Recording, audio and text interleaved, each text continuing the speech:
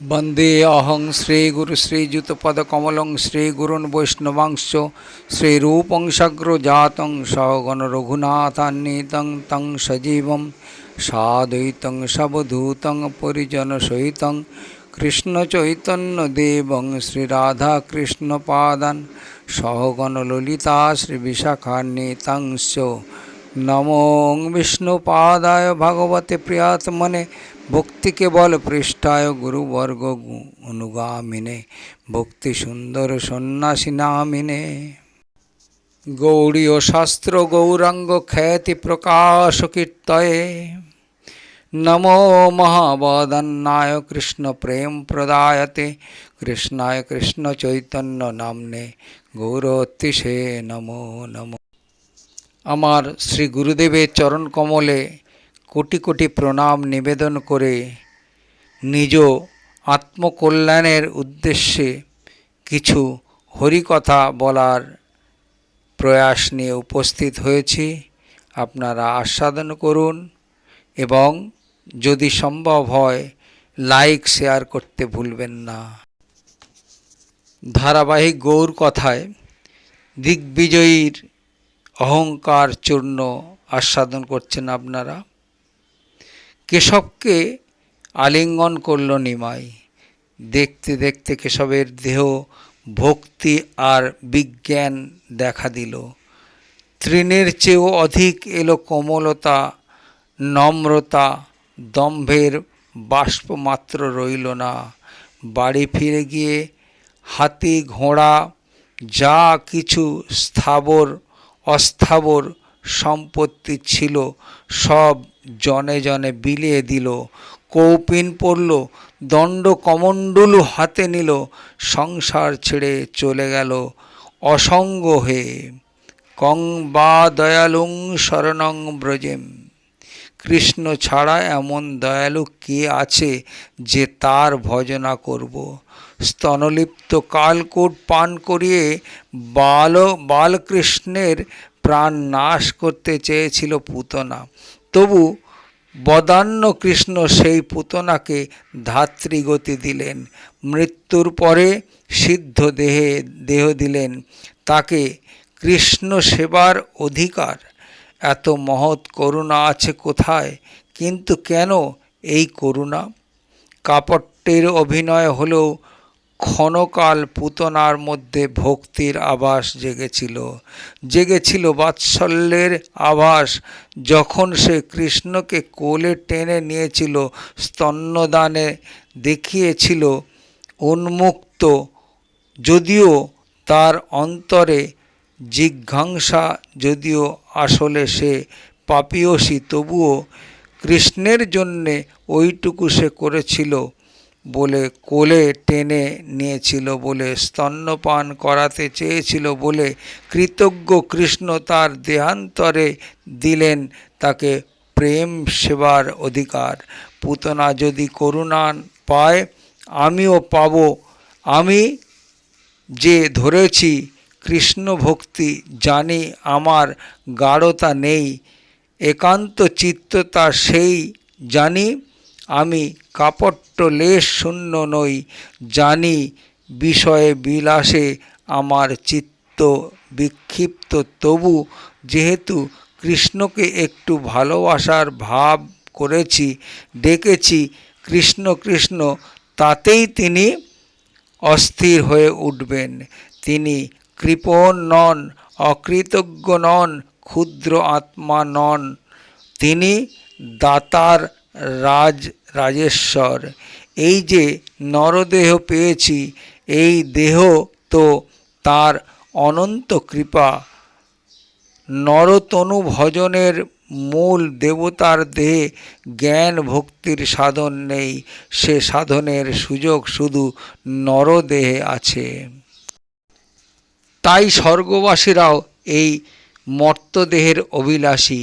কিছু করতে হবে না, শুধু গুরুকে কর্ণাধার করে দেহতরীকে ভবসাগরে ভাসিয়ে দাও। কৃপার বাতাস বইছে অনুকূল তরঙ্গে, নিয়ে যাবে গন্তব্যে মনোহরের বন্দরে। শুধু চলো চলো আর চলো অর্থান্তরে ব্রজ ব্রজ ব্রজপুরে চলো। তড়িতের প্রতিমা ঝলমল করছে। এ মেয়েটি কে? না, বিয়ে হয়নি তো? কার মেয়ে? আমার নিমাইয়ের সঙ্গে মানাবে ভালো। বললেন কে? শচীমাতা। তোমার বাবার নাম কি? জিজ্ঞেস করল শচীদেবী। সনাতন মিশ্র। আর তোমার নাম? লজ্জায় গলে গেল মেয়েটি। বললে বিষ্ণুপ্রিয়া। বাহ, বেশ নাম। কি আর আশীর্বাদ করব, সুন্দর বর হোক তোমার, বিষ্ণুর মতো বর। লজ্জায় আরো মধুর হয়ে উঠল মেয়েটি। তাকে আশীর্বাদ না করে কি থাকা যায়? যখনই শচীদেবী গঙ্গা স্নানে দেখে মেয়েটিও এসেছে, রোজ রোজ তারও স্নান করা চাই। শচীর সঙ্গে দেখা হওয়া মাত্রই মেয়েটি এগিয়ে আসে, প্রণাম করে নম্র হয়ে। মামুলি বিধিতে নয়, হৃদয়ের ডাক শুনে কেমন ইচ্ছে করে শচী দেবীর কাছে ঘেঁষে দাঁড়ায়। দুটো মিষ্টি কথা শোনে, একটু বা আদর কুড়োয়। যদি বলেন একটু বা সেবা করেও বড় ভালো লাগে শচী দেবীকে। আর 11 বছরের মেয়ে বিষ্ণুপ্রিয়া যেমনি সুষমার লতিকা, তেমনি লজ্জার নবমঞ্জুরি। সবচেয়ে বড় কথা, ভক্তিতে ভরপুর। দিনে 3 বার গঙ্গা স্নান করে বালিকা। প্রতিবারই স্নানান্তে পূজা করে তীরে বসে। ভগবানকে বলা হয়েছে অপবর্গ বর্ত্ম, তার মানে তার দিকে অগ্রসর হলে পথেই অপবর্গ বা মোক্ষের সঙ্গে দেখা হয়। কিন্তু যে ভক্তি করে সে এড়িয়ে যায় মুক্তিকে। মুক্তিতে তার রুচি নেই, স্পৃহা নেই। তার স্পৃহা প্রেমে, তার রুচি সেবায়। ভগবান তাকে মোক্ষ দিতে চাইলেও সে নেবে না। দীয়মানং ন গৃহন্তি বিনা মৎসেবনং জনা। তুমি যদি আমাকে মোক্ষ দিয়েও উড়িয়ে দিতে চাও, তাহলে আমি দাঁড়াই কোথায়? তোমার সেবা করি কি করে? এই মেয়েকে ঘরে নিয়ে গেলে কেমন হয়? নিমাইয়ের বউ করে। এ কন্যা আমার পুত্রে হোক ঘটনা। ঘটক কাশী মিশ্রকে ডেকে পাঠালো শচী। এলো, জিজ্ঞেস করল, সনাতন মিশ্রকে চেনো? চিনি বই কি, বৈদিক শ্রেণীর ব্রাহ্মণ, পদবী রাজপণ্ডিত। আদান প্রদানের ঘর। মুখ চোখ উজ্জ্বল হয়ে উঠল শচীর। সম্পন্ন গৃহস্থ চরিত্রে, লোককান্ত, উদার, অকৈতব, সত্যবাদী বাণী। মিশ্র গুণের ফিরিস্তি খুলে ধরল। মুখ ম্লান হয়ে গেল শচীর। এত বড় কুলীন সঙ্গতিমান সে কি আর আমার মতো কাঙালের ঘরে মেয়ে দেবে? পিতৃহীন বালককে কি সে পছন্দ করবে? তবু মনের কথা ব্যক্ত করল শচী। বললে, সনাতনের একটি বিবাহযোগ্যা মেয়ে আছে, সুচরিতা, সুশ্রী মেয়ে। তাকে নিমাইয়ের জন্যে এনে দেবে? কাশী মিশ্র মুড়ের মতো তাকিয়ে রইল। বড় ইচ্ছে তাকে বউ করে নিয়ে আসি। শচী দেবী বলল আকুল হয়ে। গঙ্গার ঘাটে ওকে দেখে ওর উপর ভারী মায়া পড়ে গেছে। দেখলেই ইচ্ছে করে কোলের কাছে টেনে নিই, আদর করি। বড় কঠিন কাজ দিলেন। কাশী মিশ্র মাথা চুলকাতে লাগলো। এক নিঃস্ব পরিবারের সঙ্গে কি সনাতন ঘনিষ্ঠ হতে চাইবেন? তবু তুমি দেখো চেষ্টা করে। আমার নিমাই কি তুচ্ছ অকিঞ্চন? দুর্গা বলে রওনা হলো কাশী। তাকে দেখে সনাতন ব্যস্ত হয়ে উঠল। বললে, আসুন আসুন, কি মনে করে? আসন গ্রহণ করে কাশী মিশ্র বলল, আপনি বিশ্বম্বর পণ্ডিতকে চেনেন? সে আবার কে? বা আমাদের নিমাই পণ্ডিত, তার নাম শোনেননি? চমকে ওঠার ভাব করল কাশি। ওহো, না না না, নাম শুনেছি। কোনো এক কাশ্মীরি পণ্ডিতকে তর্কে হারিয়ে দেবার পর তার নাম খুব ছড়িয়ে পড়েছে, আমার কানেও এসেছে কথা। দেখেননি তাকে? নবদ্বীপে কত লোকের বাস, সবাইকে কি আমি দেখেছি? সনাতন উৎসুক হয়ে বলল, কেন, দেখতে কি খুব সুন্দর? সে বর্ণনার নয়। বেড়াতে বেড়াতে যাবেন একদিন গঙ্গার ঘাটে, স্বচক্ষে দেখে আসবেন, দেখবার পর কয়েক পা ফিরে এসে আবার যাবেন, ফিরবেন, ঘুরবেন, আবার যাবেন, শেষে আর সরতে ইচ্ছা করবে না, ঠায় দাঁড়িয়ে থাকবেন। যাব একদিন, বললেন সনাতন মিশ্র। কি চোখে দেখবেন তা আপনিই জানেন। কাশী মিশ্র উঠে পড়ল। কিন্তু একটা কথা আপনাকে বলে যাই, নিমাইয়ের মতন দ্বিতীয় পাত্র নেই নবদ্বীপে। কয়েকদিন পরে খবর দেবেন, জানালেন সনাতন। শচী ভাবল নিশ্চয়ই সনাতন মত করবে না। নিমাই সহায় সম্বলহীন এক টোলের পণ্ডিত, তাকে কি সনাতনের মতো লোক মেয়ে দেয়? সনাতন দেখলেন নিমাইকে, স্তম্ভিত হয়ে রইলেন। এ কি মানুষ না দেবতা? দেখেই মনে হয় সমস্ত রূপই তার কৃষ্ণবিলাস, সমস্ত বিদ্যাই তার কৃষ্ণ ভক্তি। শুভ অশুভ দুই কর্মই কৃষ্ণ ভক্তির প্রতিকূল। শুভ কর্ম মানে পুণ্য, অশুভ কর্ম পাপ। সে কি পুণ্য ভক্তির প্রতিকূল? হ্যাঁ, পুণ্য আর পাপ দুই ভক্তির বিসংবাদী। কেন পুণ্য? কেন পুণ্য লোকের করে কি আশায়? নিজের সুখের আশায়। পুণ্যের পিছনে শুধু আত্মেন্দ্রিয় প্রীতির বাসনা, তাই পুণ্য শুধু ছলনা মাত্র।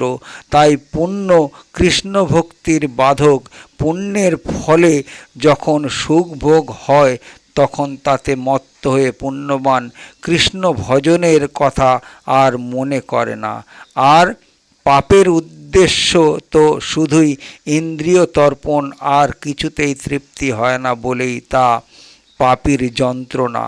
কি করে এই যন্ত্রণার হাত থেকে নিস্তার পাবে, তারই জন্যে পাপী থেকে চঞ্চল হয়ে কৃষ্ণ ভজনের কথা ভুলে যায়। তাই কৃষ্ণ ও অশুভ দুরকম কর্মই কৃষ্ণ ভক্তির বিরুদ্ধ। নিমাইয়ের সমস্ত দেহ থেকে জ্যোতি গড়িয়ে পড়ছে, কিন্তু এ যেন প্রাকৃত জ্যোতি নয়, চিন্ময় জ্যোতি। যেন জ্যোতিষ্মান বস্তু, তেমনি তার জ্যোতি। সূর্য প্রাকৃত বলে তার জ্যোতিও প্রাকৃত, কিন্তু নিমাই যেন অপ্রাকৃত চিদ্বস্তু, আর তার জ্যোতি অপ্রাকৃত চিন্ময়। এ যেন এক মায়াতীত অবস্থান। সনাতনের মনে এলো, এ হেন অসামান্য কি আমার মেয়েকে মনোনীত করবে? বাড়িতে এসে গৃহিণীকে বললে মেয়েকে পাত্রস্থ করবার জন্যে পাল্টা ঘর পেয়েছি। পাত্র কে? জগন্নাথ মিশ্রের ছেলে নিমাই। করে কি? প্রকাণ্ড পণ্ডিত। পণ্ডিত? আহা, খুব ভালো, কিন্তু সে কি আমার মেয়েকে পছন্দ করবে? তখনকার দিনে ধনবানের চেয়ে বিদ্বানের মান বেশি। কৌলীন্য কাঞ্চনে নয়, কৌলীন্য পাণ্ডিত্যে। তাই সেদিন ধনী হয়তো দোলা করে যাচ্ছে পথে, দেখা হলে এক পণ্ডিতের সঙ্গে। তক্ষুনি দোলা থেকে নামলো ধনী, পণ্ডিতকে বহুমানে নমস্কার করল। তখনকার দিনের বরাসন পণ্ডিতকে বিত্তশালীকে নয়, পণ্ডিতই অভিজাত, পণ্ডিতই সর্বজয়ী অভিজিৎ। কাশী মিশ্রকে খবর দিল সনাতন। বললে, বহু পুণ্যে নিমাইয়ের মতো জামাই মেলে। আপনি শচীদেবীকে গিয়ে বলুন, আমরা মেয়ে দিতে রাজি আছি। এখন তিনি যদি নেন কৃপা করে, তবে আমাদের নদিয়াবাসী তো সার্থক হয়। বিষ্ণুপ্রিয়ার হৃদয়ে নবদ্বীপ চন্দ্রের উদয় হলো, নবানুরাগে পাগলিনী হলো কিশোরী। চতুর্দিকে শ্যামলকে দেখবার জন্যে নবীন মেঘের নীল অঞ্জন চোখে লাগলো শ্রীমতীর, কিন্তু দুই চোখে তাকে ধরে রাখতে পারছি কই। মাধুর্য অমৃতের সমুদ্র দৃষ্টির আকুল কুল ছাপিয়ে উছলে উছলে পড়ছে। বিদগ্ধ বিধাতাকে নিন্দা করছে শ্রীমতী, অতৃপ্ত হইয়া করে বিধির নিন্দন, অবিদগ্ধ বিধি ভালো না জানে সৃজন। হরে কৃষ্ণ। গৌর কথায় বিষ্ণুপ্রিয়ার পাত্র সন্ধান লীলা এই পর্যন্ত। পরবর্তী লীলা পরবর্তী ভিডিওতে আস্বাদন করুন। হরে কৃষ্ণ কৃষ্ণ কৃষ্ণ হরে হরে, হরে রাম রাম রাম হরে হরে।